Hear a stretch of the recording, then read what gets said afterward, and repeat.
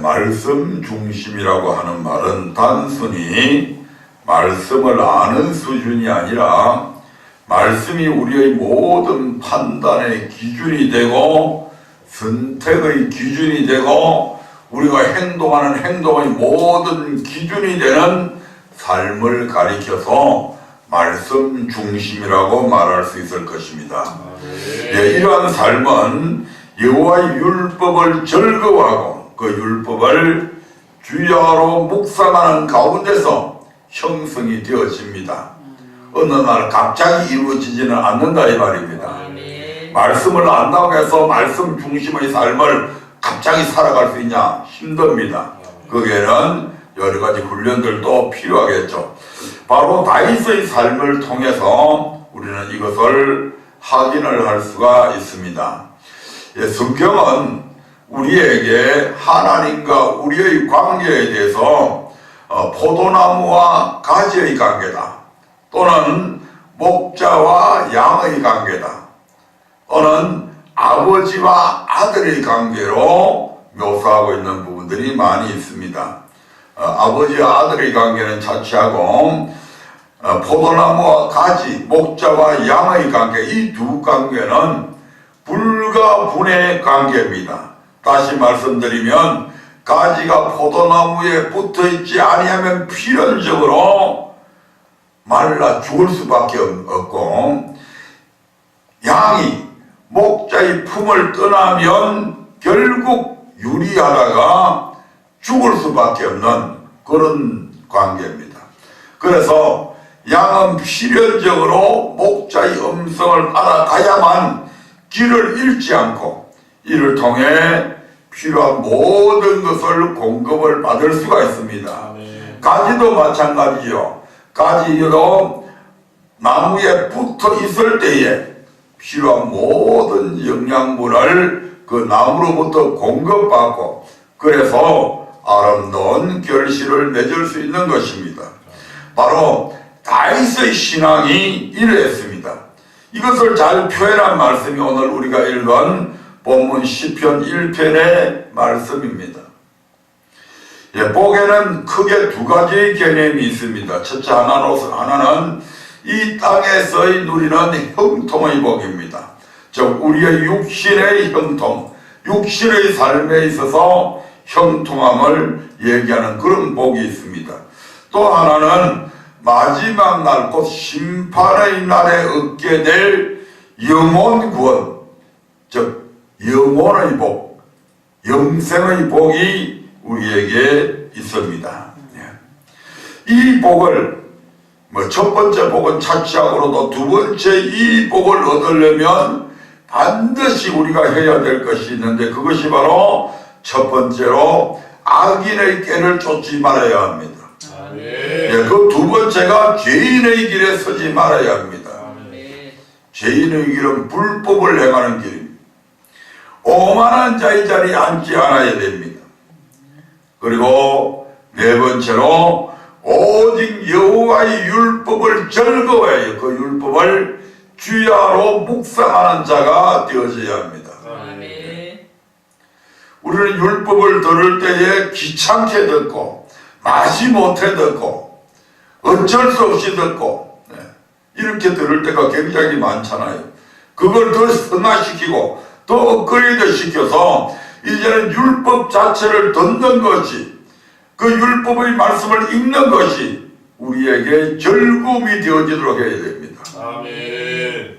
그것은 우리 힘만으로 우리 의지로 되는 것이 아니죠. 그래서 우리는 끊임없이 이를 위해서 기도해야 되고, 우리 하나님 앞에 하나님 주의 말씀을 들을 때에 다윗처럼 그 율법의 말씀을 즐거워하게 하옵소서. 이 시편 1편의 기자처럼 율법의 말씀을 즐거워하게 하옵소서. 이렇게 기도도 할 줄 알아야 됩니다. 그리고 끊임없이 그 율법을 주야로 묵상하면서 그 율법을 통해서 우리에게 교훈하신 교훈의 내용과 그 율법을 주시는 아버지의 마음과 우리를 귀찮게 하기 위해서, 우리에게 짐지우기 위해서 율법을 주신 것이 아니고 참으로 이 율법은 나를 살리기 위해서 주신 것이구나 하는 이런 깨달음들을 이 율법을 통해서 우리는 얻을 수 있어야 됩니다. 아멘. 우리가 이렇게 살아야 되는 이유는 신명기 32장 46절부터 47절에서는 율법을 지키는 것은 결단코 너희가 허사가 아니다. 이것이 바로 너희에게 복이요 생명이라고 말씀을 하고 있습니다. 레위기 26장 1절부터 13절까지의 말씀에 보면 거기에 너희가 이 율법의 말씀을 지키면 너희의 모든 삶에서 복을 누리게 된다. 그리고 그 복은 바로 영생하고 직결되어 있음을 우리에게 교훈해 주고 있습니다. 뿐만 아니고 신명기 40년이 지난 후에 모세가 모압 평지에서 출애굽 1세대와 출애굽 2세대들에게 증거하실 때에도 신명기 28편 1절부터 14절까지는 우리에게 복과 생명을, 그리고 15절부터 나머지 68절까지는 바로 그 말씀대로 살지 아니할 때, 율법을 지키지 아니할 때에 우리에게 화와 사망이 있다고 하는 사실을 우리에게 증거해 주고 있습니다. 그러므로 우리가 이왕 살아가는 것, 예수 안 믿어도 고통받습니다. 율법 지켜도 지키는 고난이 있지만 안 지켜도 고난받는다 이 말입니다. 예수 믿어도 고난받지만 안 믿는 사람들도 여전히 고난당합니다. 이왕 믿고 이왕 신앙생활 하는 거 오히려 그 고난 자체를 절구하자 이 말입니다. 왜냐하면 그 고난의 너머에 뭐가 있기 때문에 우리가 고난과는 비교할 수 없는 영광이 있기 때문에 오히려 그 고난 속에서 기뻐하며 즐거워하는 그런 삶을 살아가는 저와 여러분들 되시기를 바랍니다. 이제 여기까지가 지난번 다윗의 신앙 말씀 중심이라고 하는 첫 번째 제목의 내용들이었습니다. 두 번째로 다윗의 신앙은 하나님의 말씀 때문에, 다윗의 신앙의 다윗은 철저한 말씀 중심의 사람이었는데 이런 그의 신앙은 그의 삶 속에서 잘 나타나 있습니다. 아멘. 그래서 그의 삶을 보면 하나님의 말씀 때문에 보호할 수 없는 사울을 보호한 다윗의 삶을 한번 살펴보면서 함께 은혜를 나눠보도록 하겠습니다. 하나님은 사울을 대신하여 이새의 아들 다윗을 왕으로 택하시고 그에게 기름을 부어주십니다. 아멘.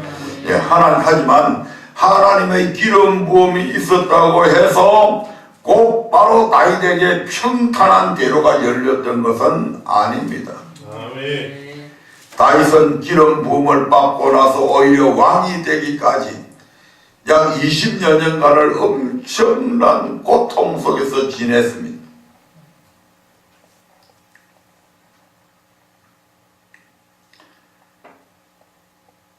하나님은 성군을 위대한 인물로 또 하나님께서 필요로 하시는 사람으로 쓰시기 위해서 당장에 하시지 않고 오랜 기간을 통해서 훈련하신다고 하는 사실을 우리는 이 다윗의 삶 속에서 또한 배울 수가 있습니다. 블레셋과의 전투에서 다윗은 적장 골리앗을 죽이고 큰 공을 세우게 됩니다. 뿐만 아니라 다윗은 사울이 보내는 곳마다 가서 지혜롭게 행함으로 사울의 신임을 받게 되고 그로 말미암아 군대의 장관이 되는 엄청난 영광을 누리게 됩니다. 그러나 블레셋과의 전투에서 승리를 거두고 돌아오는 사울을 환영하며 춤추던 수많은 여인들의 노래 때문에 사울의 마음이 요동치게 됩니다. 그 여인들의 노래소리가 어떤 노래입니까? 사울이 죽인 자는 천천이고 다윗이 죽인 자는 만만이라고 하는 노래입니다.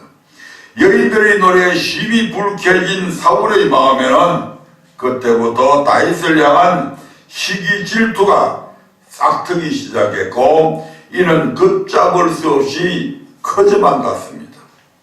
결국 여호와의 부리신 악신에 사로잡힌 사울은 다윗이 자신의 사위가 되었음에도 불구하고 그를 죽이려고 단창을 날리기도 하고 여러 가지 죽이기 위한 계계를 부리게 됩니다.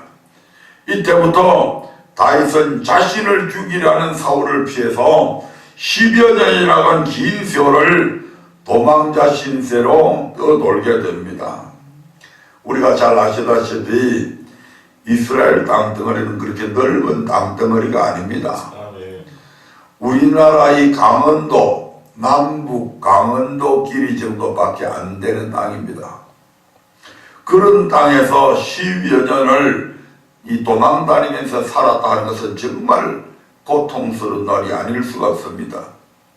늘 두려움에서 지낼 수밖에 없고 초조할 수밖에 없는 그런 시간들이죠. 이런 참으로 집요한 이런 사울의 추격이 거듭되던 어느 날 그 같은 상황을 벗어날 수 있는 절호의 기회가 이 다윗에게 찾아옵니다. 바로 엔게디 항무지에서 그 첫 번째 기회를 다윗은 만나게 됩니다. 사무엘상 24장 1절부터 3절의 말씀을 한번 보겠습니다.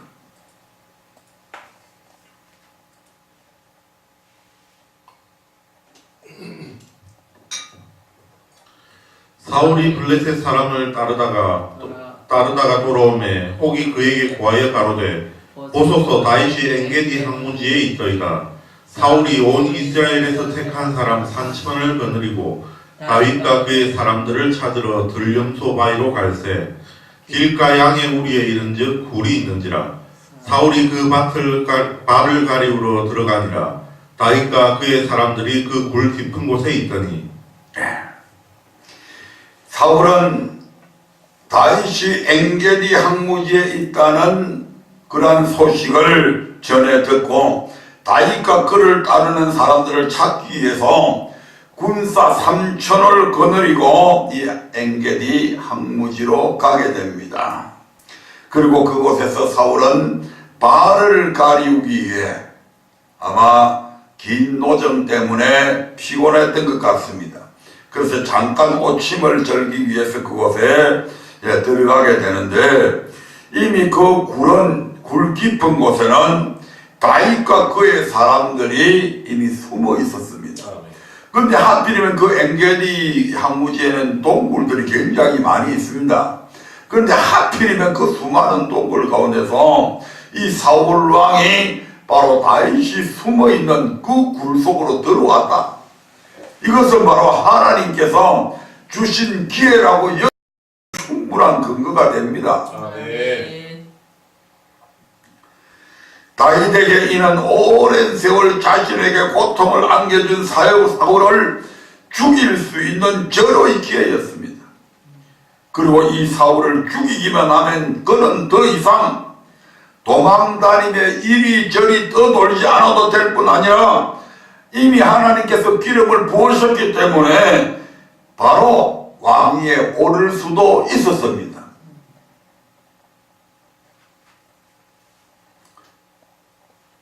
그리고 다윗을 따라다니는 600여 명의 군사들, 그들 또한 더 이상 도망다니지 아니하고 이제는 다윗이 왕이 되면 다윗의 척근에서 왕을 보호하며 이 이스라엘 전체 나라를 다스리는 그런 주역들로 살아갈 수 있었습니다. 그래서 그들은 한결같이 이 다윗에게 부추깁니다. 사무엘상 24장 4절의 말씀을 한번 봅니다. 다윗의 사람들이 가로되 보소서 여호와께서 당신에게 이르시기를 내가 원수를 내 손에 붙이리니 내 소견에 선한 대로 그에게 행하라 하시더니 이것이 그날이니이다. 다윗이 일어나서 사울의 그 옷자락을 가만히 베니라. 아멘. 보옵소서. 보십시오, 장군님. 오늘이 바로 여호와께서 원수를 당신의 손에 붙이시고 당신의 속에 선한 대로 행하라고 하신 바로 그 날이 오늘 이 날입니다. 이 수많은 동굴 중에서 왜 하필이면 사울이 우리가 숨어있는 이 동굴에 왔겠습니까? 그것도 군사도 다른 군사도 아무도 그늘이도 아니고 어떻게 혼자 이게 하나님이 당신에게 주신 기회가 아니면 무엇이겠습니까? 다윗의 사람들은 하나님께서 허락하신 기회라며 사울을 죽이라고 계속해서 종용합니다. 마귀가 우리를 미혹할 때 늘 이렇게 미혹하죠. 무엇으로 미혹한다고요? 말씀으로 미혹합니다. 아멘. 하나님의 말씀 아닌 것을 갖고 미혹을 하는 것이 아니고 하나님의 말씀을 갖고 미혹한다 이 말입니다. 그 말씀을 인용한다 이 말입니다. 그리고 그 말씀을 인용하는데 잘못 적용시키죠. 마태복음 4장에서 마귀가 우리 주님을 시험할 때에도 마귀가 하나님의 말씀을 인용하잖아요. 신명기에 있는 8장에 있는 말씀들도 갖고 인용을 하고 6장에 있는 말씀들로도 인용을 하고 마귀 시편에 있는 말씀들을 가지고 인용을 해서 예수님 보고 높은 곳에서 뛰어내리라고 하기도 하고, 그래서 마귀는 끊임없이 하나님의 말씀을 통해서 우리를 미혹합니다. 근데 이 다윗의 사람들이 다윗에게 이 상황을 보면 분명히 하나님께서 허락하셨다라고 생각할 수, 충분히 그렇게 생각할 수 있잖아요. 그런데 다윗의 선택은 무엇입니까? 다윗이 이때 무엇을 생각했겠습니까? 죽일 수 있는 마음, 그렇구나 이렇게 생각할 수도 있겠죠. 다윗이 어느 정도의 말씀의 사람이었냐면 그 짧은 순간이잖아요. 그 짧은 순간에 다윗은 하나님의 말씀을 생각해 냅니다. 아멘. 그것은 평소에 다윗이 얼마만큼 여호와의 말씀을 열심히 읽었느냐 하는 것을 증명해 주는 것이죠. 아멘. 사울을 죽이는 대신에 그는 사울 곁에 가만히 다가가서 그의 옷자락만 뺍니다. 단지 사울을 죽일 수 있었다는 것만 알린 것이죠. 내가 당신의 옷자락을 뺐으니까 내가 당신을 충분히 죽일 수 있는 가장 근거리에 가 있었다, 가까이 있었다 하는 것을 보여주는 겁니다. 그러나 다윗은 그것마저도 마음에 찔려서 그의 사람들에게 이렇게 말합니다. 24장 5절부터 7절의 말씀을 읽어보겠습니다. 그리한 후에 사울의 옷자락 뱀을 인하여 다윗의 마음이 찔려 자기 사람들에게 이르되 내가 손을 들어 여호와의 기름 부음을 받은 내 주를 치는 것은 여호와의 금하시는 것이니 그는 여호와의 기름 부음을 받은 자가 됨이니라 하고, 다윗이 이 말로 자기 사람들을 금하여 사울을 해하지 못하게 하니라. 사울이 일어나 불에서 나가 자기 길을 가니라. 아멘. 위대한 사람입니다.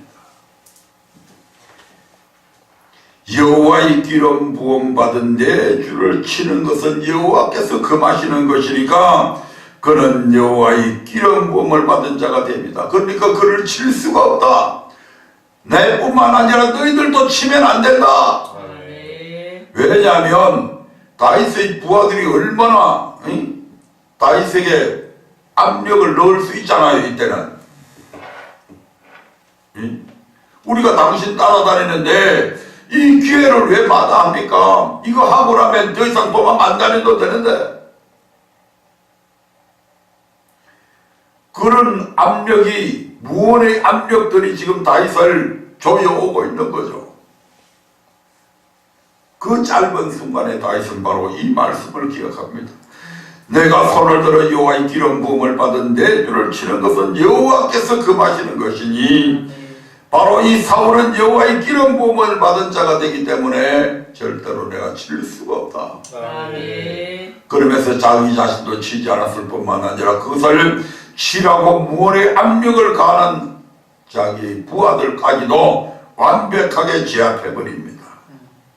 바로 다윗이 선택한 것은 부하들의 종종 자신의 어떤 이익을 위한 선택이 아니라 바로 하나님의 말씀이었다 이 말입니다. 아멘. 아무리 하나님께 버림받은 왕이라 할지라도 딴 시기 질투로 자신을 죽이려고 끊임없이 뒤쫓는 원수 같은 자라 할지라도 자신을 도와주었다는 이유로 하나님의 제사장을 다윗을 도와준 제사장들이 다윗에게 떡 몇 조각 줬다고 그래가지고 그것 때문에 85명의 제사장들이 이 사울의 손에 죽었지 않습니까?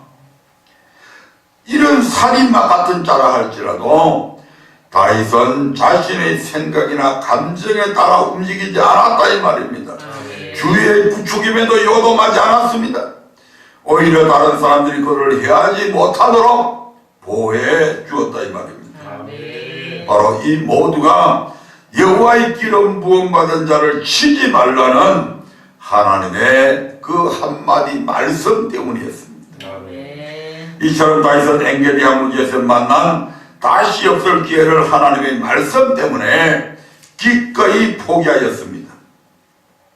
그런데 이런 기회가 또 다시 다윗에게 찾아옵니다. 바로 이제는 엔게디 항무지가 아닌 10항무지에서 두 번째 기회를 만나게 됩니다.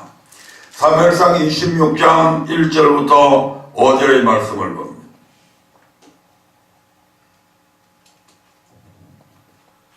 사람이 기브아에 와서 사울에게 이르러 가로되 다윗이 강야 앞 하길라 산에 숨지 아니하였나이까. 사울이 일어나 10항무지에서 다윗을 찾으려고 이스라엘에서 택한 사람 3천과 함께 10항무지로 내려가서 강야 앞 하길라 산 길가에 진치니라.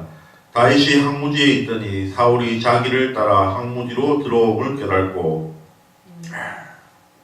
5절까지 이에 탐정을 보내어 사울이 과연 이른 줄 알고 일어나 사울의 진친 곳에 이르러 사울과 넬의 아들 군대장관 아브넬의 요하는 곳을 본즉 사울이 진 가운데 누웠고 백성은 그를 둘러 진쳤더라. 아멘. 다윗이 10항무지에 있는 하길라 산에 숨어 있다는 그러한 정보를 접한 사울왕은 다시 군사 3천을 거느리고 이 다윗을 잡으려고 10항무지로 내려가게 됩니다. 이미 엔게디 항무지에서 자신을 충분히 죽일 수 있었음에도 불구하고 오히려 자신을 보호해준 이 다윗의 은혜를 잊어버린 채 말입니다. 이 사람이 아니죠. 짐승도 은혜를 입으면 은혜를 안 되는데 이미 이쯤 되면 다윗이 자기를 죽일 마음이 전혀 없다는 것쯤은 알 수가 있잖아요. 그래서 그것을 처음 들었을 때는 다윗을 축복해줬던 이 사울이 또다시 그 은혜를 잊어버리고 이 다윗을 잡으러 왔습니다. 이를 알게 된 다윗은 밤중에 자기의 신복 아비새와 함께 사울이 진친 곳으로 가만히 숨어들게 됩니다. 그래서 사울이 진에 이르러서 살펴보니까 사울을 비롯해 깨어있어 그를 지켜야 할 군대 장관 아브넬은 물론이고 그의 모든 군사들도 자고 있는 사실을 발견하게 됩니다. 보초도 자고 다 자고 있는 거예요. 다윗을 찾아서 하길라 산 주변을 샅샅이 뒤졌지만 그의 행적을 찾지 못하고 밤이 되어서 이제 그곳에서 진을 치게 된 거죠. 진을 쳤으면 다윗이 언제 자기를 습격할지 모르잖아요.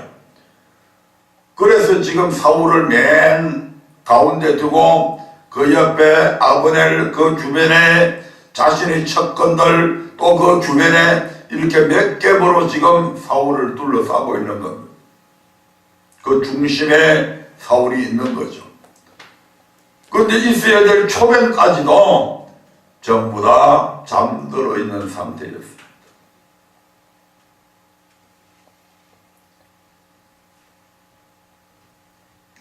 사울을 죽일 수 있는 또 한 번의 기회가 바로 다윗에게 찾아온 것이죠.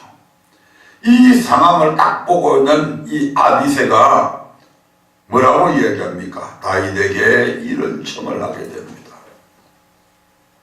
26장 8절의 말씀. 아비새가 다윗에게 이르되 하나님이 오늘날 당신의 원수를 당신의 손에 붙이셨나이다. 그러므로 청하오니 나로 창으로 그를 찔러서 단번에 땅에 꽂게 하소서. 내가 그를 두 번 찌를 것이 없으리이다. 아멘. 지난번에 다윗이 직접 사울의 옷자락뱀을 인해서 그 마음에 찔려하고 아파했던 그것을 알고 있는 이 아브넬이 이제는 왕 장군님은 가만히 계십시오. 제 혼자서 이걸 처리하겠습니다. 오늘 당신의 원수를 당신의 손에 우리 하나님께서 붙인 겁니다. 이건. 그러므로 청하니까 나로 하여금 창으로 그를 찔러서 단번에 땅에 그를 꽂게 하십시오. 두 번 찌를 것이 없을 것입니다. 내가 하겠습니다. 장군님은 그냥 가만히 계시기만 하십시오. 허락만 해주십시오. 그러면 내가 가서 당장 사울의 목을 찌르겠습니다. 하나님이 오늘날 당신의 원수를 당신의 손에 붙이지 않고서야 이런 기회를 또다시 줄 수가 있겠습니까? 제게 맡겨주시면 내가 다 처리하겠습니다.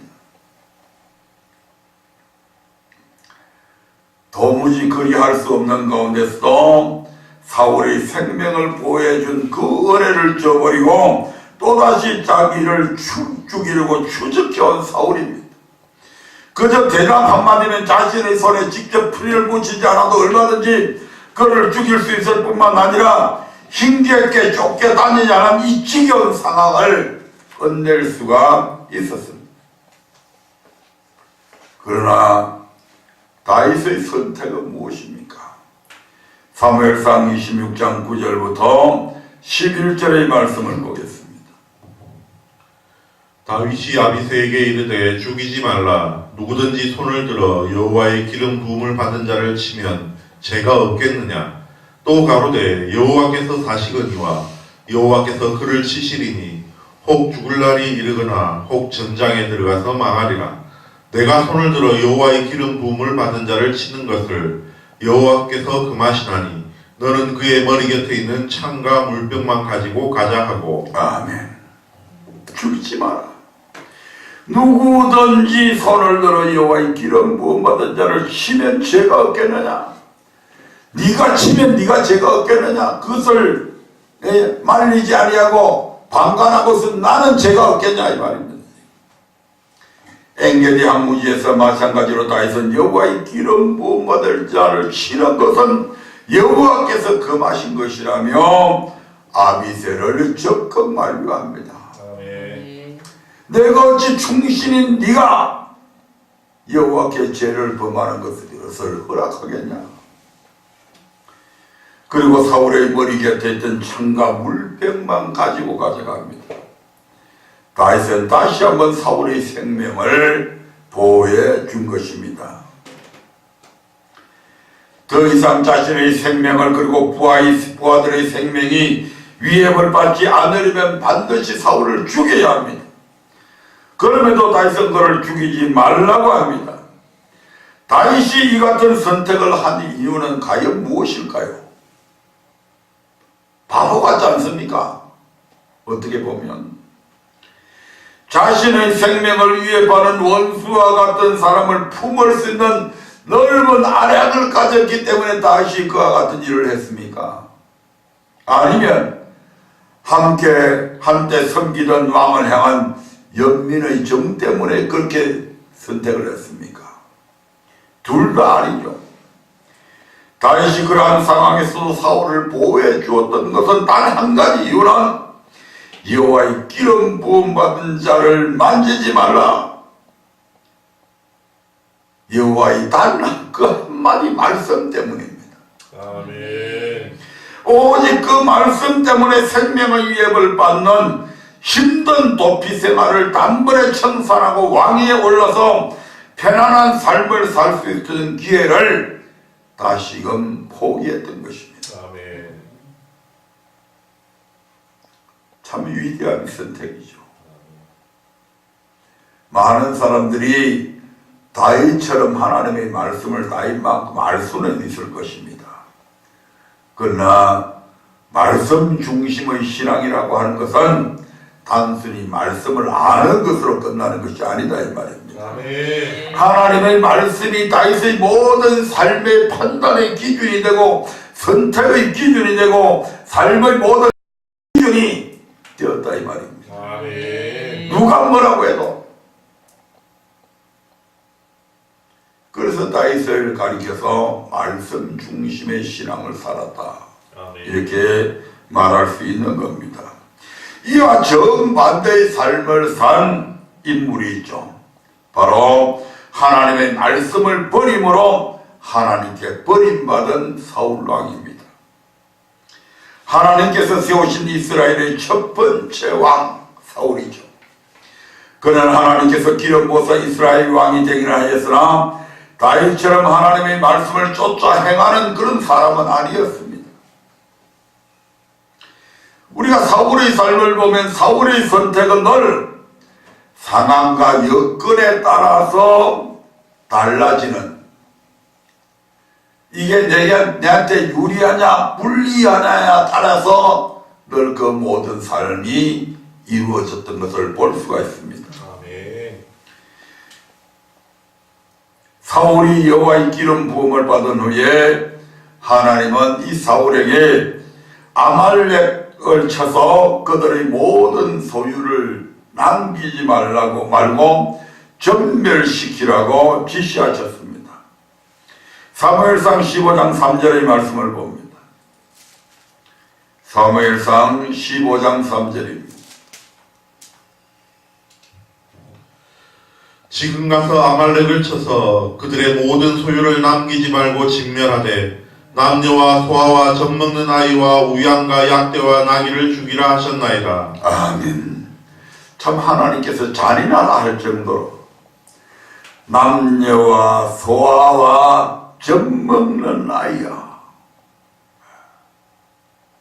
이런 말씀을 보면 안티들 같은 사람들은 야, 이게 어떻게 하나님이냐 이렇게 말할 수가 있을 것입니다.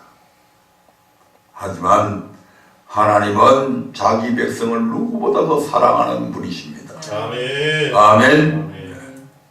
우리는 우리의 아이들이 병들지 않기 위해서는 수많은 파리떼가 방 안에 있으면서 잠자는 우리 아이의 얼굴에 붙어서 병균을 전달하고, 그리고 그 병균을 일으킬 뿐만 아니고 잠을 못 자도록 이 파리들이 막 날아다니고 그러면 자다가도 벌떡 일어나서 에프킬라 찾고 뭐 찾고 해가지고 그 수많은 파리떼 전혀 어떤 동정심 안 가지죠. 아멘. 그거 다 죽이잖아요. 그것도 생명인데. 왜요?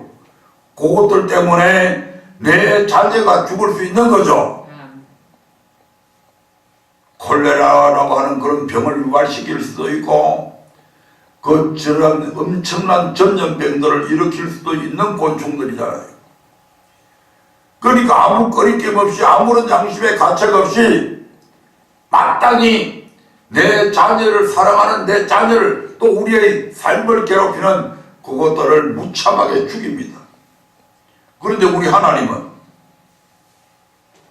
당신의 백성들을 얼마나 사랑하는데, 지금은 이 아이들이 젖먹는 아이지만 조금 있으면 이 아이들이 점점 자라나서 그들을 살려두게 되면 그들의 문화, 그들의 우상 섬기는 그런 풍속들, 그것들이 30시간에 이스라엘 진영으로 들어와서 이스라엘 전체 백성들의 신앙을 타락시키고 오염시키고 그래서 멸망시킬 수 있다는 것을 하나님은 보고 계시잖아요. 그래서 가나안 족속들을 무차별로 죽이라고 절대 그들과는 어떤 타협도 하지 말라고 하나님께서 그렇게 출애굽할 당시부터 눈 떠세요. 일어서세요. 뭐 눈이 살살 감기는데 뭐 그것도 피곤하지. 늦게까지 일하고 했으니까. 그런 게 아니고 눈이 피곤해. 눈이 자꾸 얼마 안 남았습니다 이제. 그래서 우리 하나님께서는 이렇게 다 죽이라고 했습니다. 그런데 사울과 그의 백성들은 어떻게 했습니까? 15장 9절의 말씀을 한번 보겠습니다. 사무엘상 15장 9절입니다. 사울과 백성이 아각과 그 양과 소의 가장 좋은 것. 사모님도 같이 읽으세요. 다시 시작. 사울과 백성이 아각과 그 양과 소의 가장 좋은 것 또는 기름진 것과 어린 양과 모든 좋은 것을 남기고 진멸키를 즐겨 아니하고 가치 없고 낮은 것은 진멸하니라. 아멘. 가치 없고 낮은 것만 진멸하고 기름진 것과 좋은 것은 진멸하기를 즐겨 아니하고 남겼다고 합니다. 사울의 그런 모습을 보고 하나님은 그를 세워 이스라엘의 왕을 삼으신 것을 후회하시고 사울을 버려서 왕이 되지 못하게 하십니다. 아멘. 15장 11절을 보겠습니다. 내가 사울을 세워 왕 삼은 것을 후회하노니 그가 돌이켜서 나를 좇지 아니하며 내 명령을 이루지 아니하였음이니라 하신지라. 사무엘이 근심하여 온 밤을 여호와께 부르짖으니라. 아멘. 이건 사울의 입을 통해서 사무엘의 입을 통해서 우리 하나님이 하신 말씀이죠. 사무엘이 그 말씀을 하나님께서 선포하라고 그러니까 안 할 수 있습니까? 하고 나서 마음에 애가 타서 밤이 맞도록 하나님 앞에 용서해달라고 부르짖어 기도했는데 하나님께서 응답을 안 합니다. 사무엘이 근심하여 온 밤을 여호와께 부르짖으니라. 하나님께서 명령하라 그렇게 말씀하라고 하니까 말씀을 그대로 전하죠. 내가 사울을 세워 왕 삼은 것을 후회하노니 그가 돌이켜서 나를 쫓지 않으며 내 명령을 이루지 아니하였음이니라. 여호와께서 지금 그렇게 말씀하라고 해서 말씀을 했는데 말씀을 그렇게 전하라고 해서 전해놓고 나서 사울이 근심하며 온 밤을 여호와께 부르짖었다. 사무엘상 15장 23절 보겠습니다.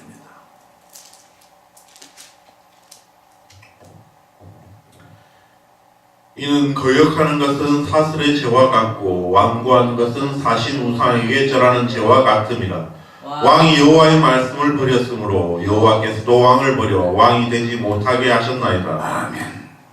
사울이 하나님의 말씀을 버렸기 때문에 하나님께서도 그를 버려서 왕이 되지 못하게 하셨다는 것입니다. 그러면 사울은 왜 하나님의 말씀을 알고도 그 말씀에 청종하지 않았을까요? 24절의 말씀을 보겠습니다. 15장 24절. 사울이 사무엘에게 이르되 내가 범죄하였나이다. 내가 여호와의 명령과 당신의 말씀을 어긴 것은 내가 백성을 두려워하여 그 말을 청종하였음이니이다. 그가 여호와의 명령을 어긴 것은 백성을 두려워해서 그들의 말을 들었기 때문이라고 합니다. 이는 하나님의 말씀을 대하는 다윗의 태도와는 정반대의 모습이죠. 아멘. 이 앞에 또 한 번 잘못한 게 있습니다. 사무엘상 13장에 보면 이제 사울이 처음 왕이 되어가지고 전쟁터에 나가서 군사 3천을 거느리고 나가는데 블레셋 군대는 3만 명이나 쫙 깔려있는 것을 봅니다. 일주일 안에 사무엘이 분명히 거기에 오겠다고 와서 하나님 앞에 단을 쌓고 제사 지내겠다고 약속을 했는데 사무엘이 어떤 사정이 있었는지 1회차 되는 날까지 오지 않았습니다. 그래서 사울이 어떻게 합니까? 사무엘은 오지 아니하고 적군이 많은 것을 보고 백성들 속에는 점점 두려움이 몰려와서 군사들이 하나 둘 도망가게 되죠. 그것을 본 사울이 어떻게 합니까? 야, 이래가지고는 나중에 군사들도 전부 다 떠나가 버리고 사무엘 선지자는 오지도 않고, 그러니까 어쩔 수 없다. 내가 하나님 앞에 제사 드려야 되겠다 해가지고 자신이 하나님 앞에 제사를 드리잖아요. 제사를 딱 하나님 앞에 예배를 드리고 마치고 딱 나오는데 누가 당도했다? 사무엘이 딱 당도하게 됩니다. 사무엘이 당도해서 노발대발하죠. 어떻게 왕이 이와 같은 망령된 행동을 할 수가 있습니까? 제사는 누구만 드릴 수 있다? 예, 제사장만 하나님 앞에 드릴 수 있는 거예요. 왕이 드린다고 해서 하나님이 그 제사 받아주지 않는다 이 말입니다. 아멘. 예. 당시에는 그랬잖아요.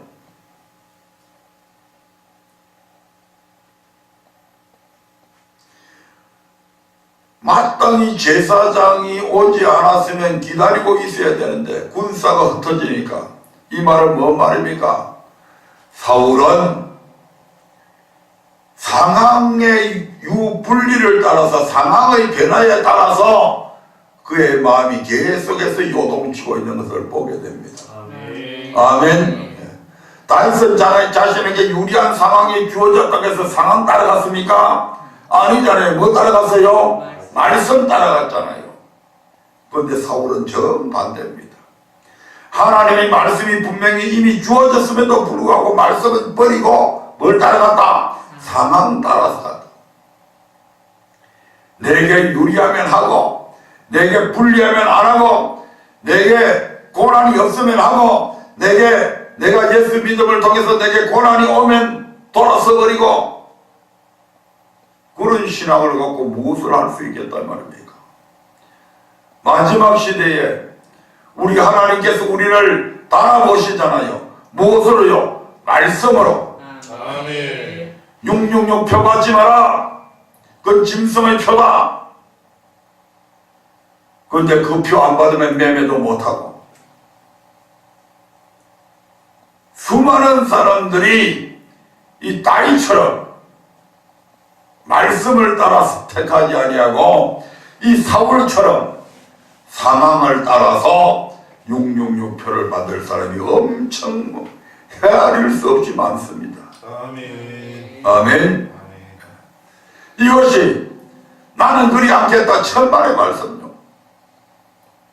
지금부터 철저하게 말씀으로 훈련되어지지 아니하면, 말씀 중심의 삶을 살지 아니하면 저와 여러분도 마찬가지다 이 말입니다. 아멘.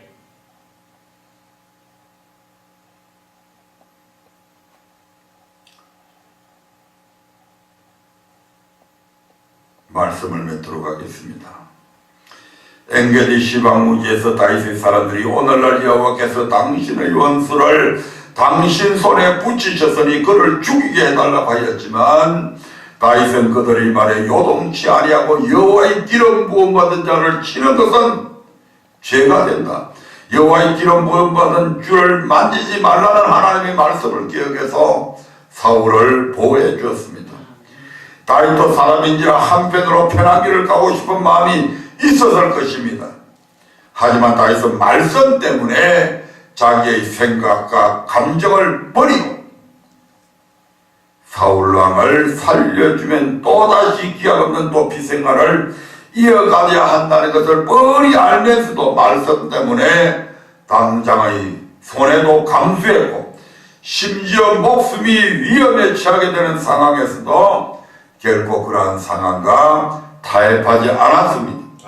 다윗은 오직 하나님의 음성 곧 하나님의 말씀만 따라갔던 것입니다. 하나님은 그런 다윗을 기뻐했고, 여호와는 나의 목자시니 내가 부족함이 없으리로다 하며 시편 23편을 노래하는 그런 축복의 주인공이 되게 하셨습니다. 이런 다윗과 달리 사울왕은 하나님의 말씀보다 백성을 더 두려워하며 그들의 말을 따랐습니다. 상황의 유불리를 따라서 움직였다 이 말입니다. 죽음의 위험 속에서도 오로지 하나님의 말씀만을 쫓은 다윗과 달리 사울은 자신이 처한 상황 때문에 너무나도 쉽게 하나님의 말씀을 버렸던 것입니다. 이로 말미암아 결국 하나님께서도 사울을 버려서 왕이 되지 못하게 하셨던 것입니다. 아멘. 저와 여러분은 어디에 서 있습니까? 나의 유익을 위해 하나님의 말씀을 버리는 자리에 서 있습니까? 아니면 하나님의 말씀 때문에 나의 유익을 포기하는 그런 자리에 서 있습니까? 다윗처럼 오직 하나님의 음성만을 듣고 따라가므로 마침내 여호와는 나의 목자시니 내가 부족함이 없으리로다라며 다윗과 동일한 고백을 하는 시편 23편의 주인공들이 다 되시기를 주님의 이름으로 축원드립니다. 아멘. 다 같이 기도합니다.